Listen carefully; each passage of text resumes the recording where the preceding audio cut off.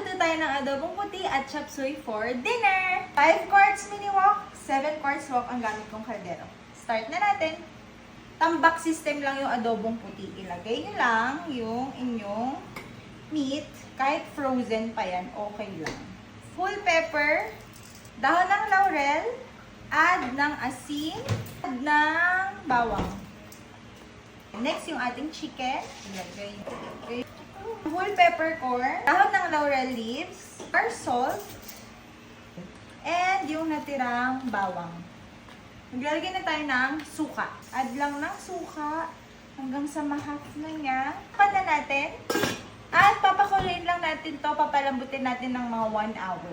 Next, yung chop suey. Okay, pag-isa na tayo ng bawang sibuyas without oil. Bakit walang oil? Kasi ang dami na sa research ngayon na ang nagkakos talaga ng inflammation and sakit sa puso is yung seed oil. Lagyan na natin ating pangsahog na chicken.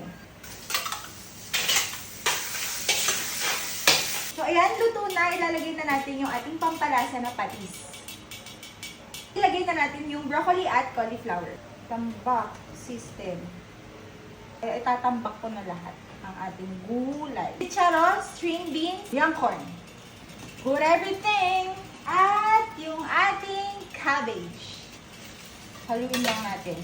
Ilagay natin yung crab and corn soup.